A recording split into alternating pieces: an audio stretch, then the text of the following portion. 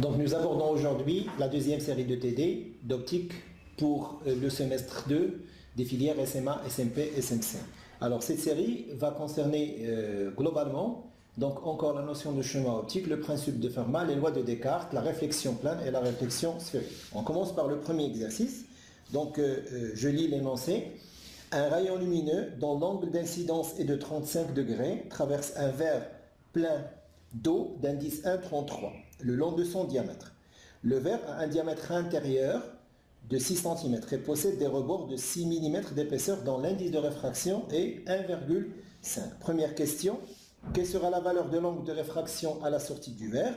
Deuxième question, quelle distance verticale le rayon aura-t-il parcouru entre son point d'entrée et son point de sortie du verre? 3. Calculer le schéma optique entre son point d'entrée et celui de sortie. Alors, pour répondre aux questions, je reprends le schéma en plus clair. Donc, je considère le verre, je considère le premier bord et le deuxième bord. Normalement, on a cette situation qui ressemble à ça. Le diamètre intérieur, c'est celui-là, et le diamètre des rebords, l'épaisseur du rebord, elle est de 6 mm.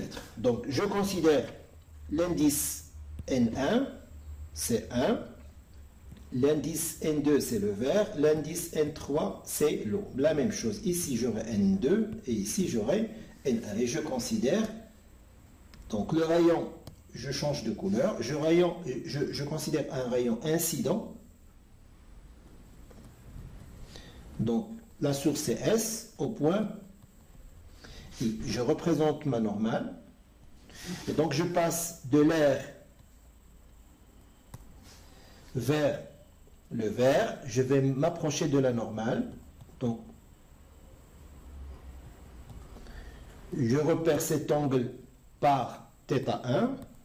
Je repère cet angle par θ2. Je représente la normale.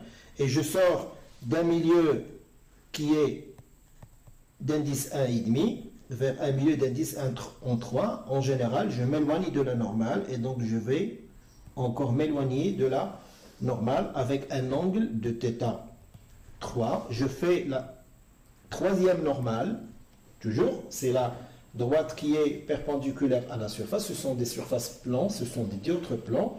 Et donc je pars de n d'indice 1,33 vers le vert et donc je vais encore m'approcher de la normale. Le dernier rayon, donc selon la normale, je sors du vert d'indice 1,5 vers l'air d'indice 1, je vais donc m'éloigner de la normale. Donc je repère l'angle qui se trouve ici par θ4 et je repère l'angle ici par θ, tout simplement. Donc, l'angle d'incidence, c'est θ1. Le premier angle de réfraction, c'est θ2. Ensuite, un angle de réfraction qui est θ3. Ensuite, un angle de réfraction sur le rebord, le deuxième rebord de θ4. Et enfin, un angle θ à la sortie. Bien, alors, pour répondre à cette question,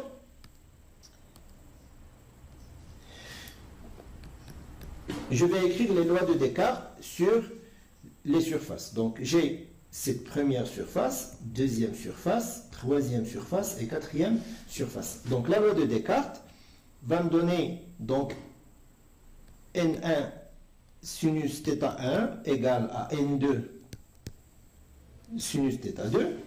Ensuite, l'angle qui est θ2 de réfraction, c'est le même angle qui est d'incidence sur la deuxième face plane. Et j'aurai donc N2 sinus de θ2 est égal à N3 sinus de θ3. Alors, le θ3 que j'ai ici, c'est le même angle que j'ai ici, c'est aussi θ3. Donc, ça devient un angle d'incidence pour la troisième face, et j'aurai donc N3 sinus de θ3 est égal à N2 sinus de θ4. Et donc l'angle θ4 qui se trouve ici, c'est aussi l'angle d'incidence sur cette cette face. Et donc j'aurai N2 sinus de θ4 égale à 1, ou plutôt N1, parce que c'est l'air, sinus de θ. Donc je remarque, sans faire de calcul, que N1 sinus θ1 égale N2 sinus θ2, mais N2 sinus θ2 est égal tout simplement à N3 sinus θ3, qui est aussi égal à N2 sinus θ4, qui est aussi égal à N1 sinus θ. Donc je déduis que N1 sinus θ1 égale à N1 sinus de θ, et donc je tire que θ1 égale à θ. Ça veut dire que l'angle d'incidence θ1 est égal à l'angle d'émergence ou l'angle de sortie. Donc j'ai θ égale à θ1, et je peux donc dire que le rayon incident est parallèle au rayon émergent à la sortie du verre. Et ainsi, on a répondu à la première question. Alors, je reviens pour lire la deuxième question. On demande de calculer la distance verticale que le rayon aurait parcouru entre son point d'entrée et son point de sortie. Et donc, j'entends la distance verticale. Je vais changer de couleur de rayon. Je prends par exemple la couleur verte. La distance verticale entre l'entrée et la sortie, ça veut dire je vais calculer cette distance que je note D1, je vais calculer cette distance que je note D2, je vais déterminer aussi cette distance que je note D3. Et donc pour cette deuxième question, la distance verticale n'est autre que la somme de D1 plus D2 plus D3.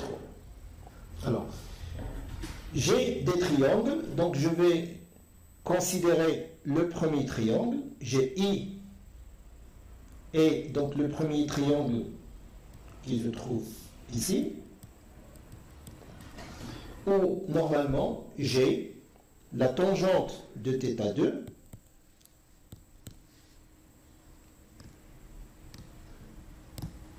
donc tangente de θ2 est tout simplement égal à D1 sur D. D, c'est l'épaisseur du rebord du côté du verre. Même chose, j'ai la tangente de θ3 qui est égale à D2 sur la grande distance D. Et j'ai la tangente de θ4 est égale à D3 sur petit d. Et puisque je cherche la distance verticale, n'est autre que D1 qui est D tangente θ2 plus D2 qui n'est autre que grand D tangente θ3 plus petit d tangente θ4. Donc, puisque nous avons D égale à 6 mm, nous avons grand D est égal à 6 cm. Nous savons aussi que les angles peuvent être calculés à partir des lois de Descartes.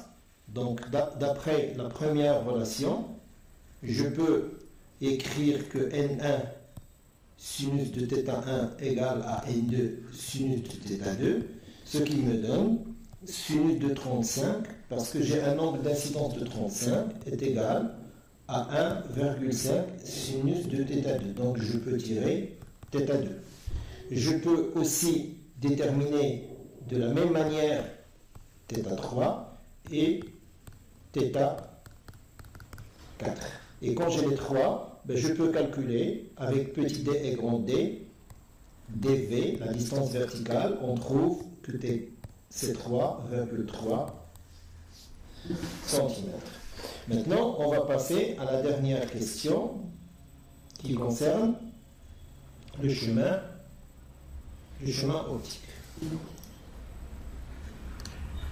Je reprends mon stylo bleu. Alors la question dit calculer le chemin optique entre le point d'entrée et le point de sortie. Normalement, donc si on refait un schéma,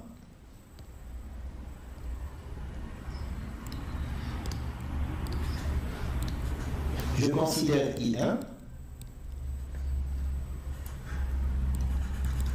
donc j'ai première réfraction, ensuite deuxième réfraction, troisième, et puis l'émergence.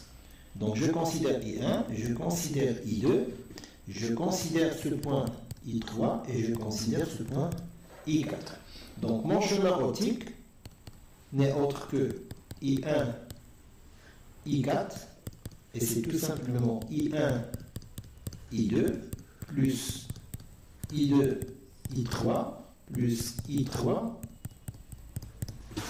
I4. Donc j'ai 3 parcours à calculer. Vous savez que le chemin optique, c'est le produit de l'indice fois la distance parcourue. Donc I1, I2 va être tout simplement N2, I1, I2. I2, I3 va être N3, I2, I3. Et I3, I4 va être N2, I3, I4. Donc c'est mon chemin optique. Donc je peux aussi calculer I1, I2.